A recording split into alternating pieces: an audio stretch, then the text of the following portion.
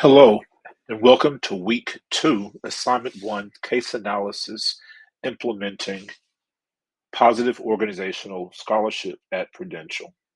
My name is Terrence Jennings, and I'm going to give you my perspective on this particular case, as well as my uh, response and how I would handle the situation, or in the future as a leader, how I would implement change and positive organizational scholarship and leadership in an organization in which I lead.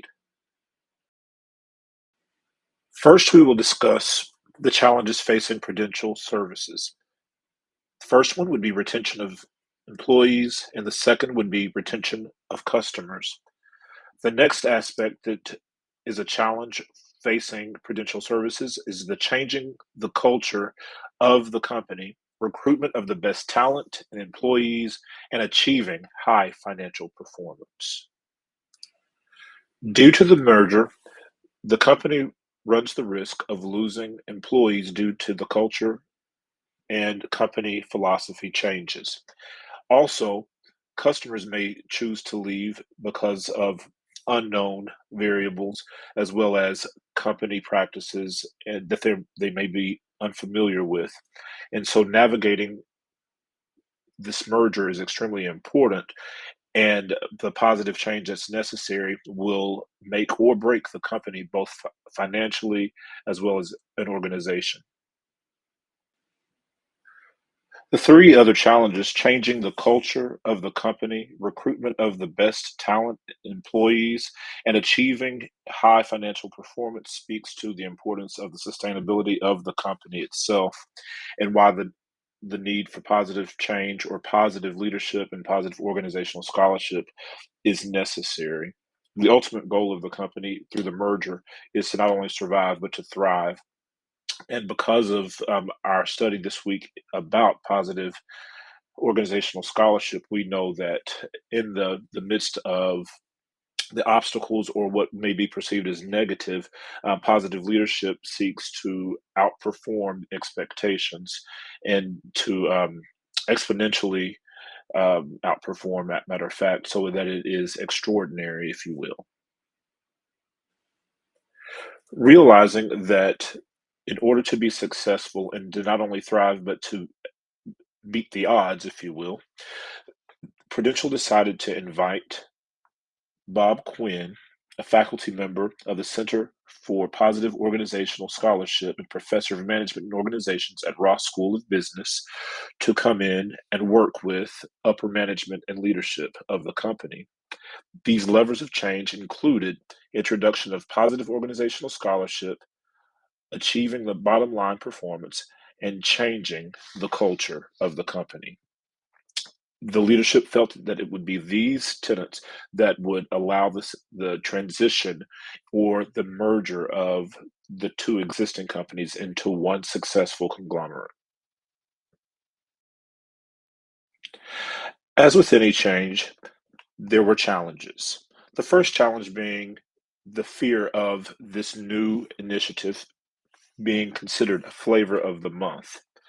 Another challenge would be the pressures of business caused the leadership to want to postpone POS. As a matter of fact, in January 2006, upper management John Kim, the CEO at the time, wanted to postpone it to maximize financial obligations. Leadership had decided that they later wanted to go ahead and keep it and then also upscale or scale it up within the organization. However, due to its reception, some members wanted to participate and others did not, and so it caused zealous debates, as the case study states.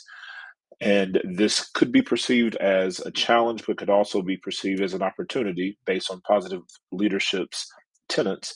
This negative response could also serve as an opportunity for growth within the company. After upper management and leadership decided to stay the course and to even scale up the use of positive leadership and positive organizational scholarship, extraordinary results occurred. Several departments began to use POS practices in meetings. Communication became more supportive and collaborative, improving employees' ability to deal with work-related issues.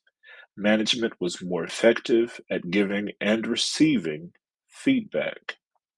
The POS culture was becoming more attractive to prospective employees. Next, the POS culture was more appealing to current and potential clients. Prudential Retirement exponentially improved its performance on positive practices, thereby achieving extraordinary results. In climate, employee retention, and financial performance all improved.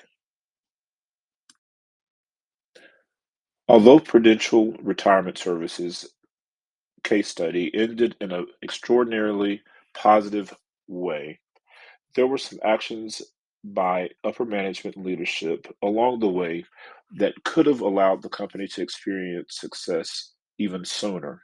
This has influenced me as an organizational leader and the way I think about how I would run or how I would facilitate positive leadership and positive organizational scholarship in the organization which I lead. In the book How to Be a Positive Leader, Dutton and Spreitzer write, at the heart of task enabling is the core idea that higher quality connections form if we facilitate another's success or performance on a task or goal. This directly correlates with my leadership style and what I have learned in this particular course and in this study this week. I'm already a relational leader, and I truly believe that if you can enable those who you lead, they will see their own potential and the potential of the organization, and will want to see themselves and the organization success, and will do everything in their power to do that. And that includes seeing what could be perceived as negative situations in a positive light. The authors also write people have more capacity to thrive when they understand how their work fits with the organization's mission and strategy. I believe that if I'm to be an effective leader, then those who I lead must understand their role within the organization, and they should also have influence on those goals and those missions, and also the strategies in which we employ to reach the level of success that we desire. And I continuously use the word we because I believe that even though I'm the leader, that the entire organizational success is dependent upon everyone from the leader to those who may even perceive their job to be less than the most important within the organization. I believe that anyone who works within the organization must see themselves as an integral part of the organization to see the success or the full potential of that organization.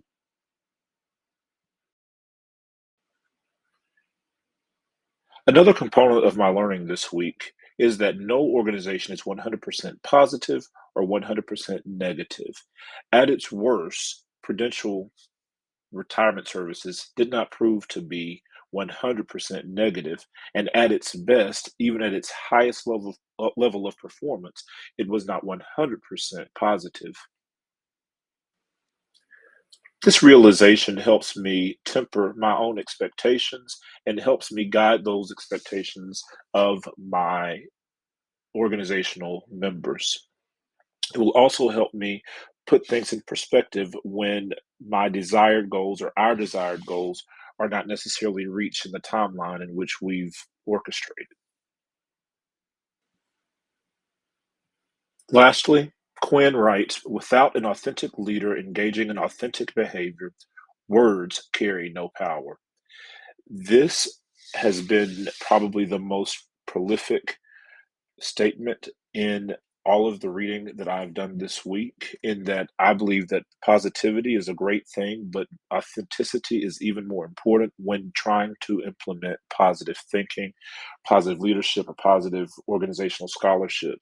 If those who you lead do not believe that you are authentically bought in and that you are authentically wanting to implement it for the betterment of the person, not just the company, then I believe that positive leadership will just be a buzzword and it will not be an effective tool that you can use, or it will not be received in the way that you would want it to be received as the leader. People might think it's either fake or trite, and unnecessarily lofty, if you will. And so, my goal as a leader would be to not only show positivity, but to be authentic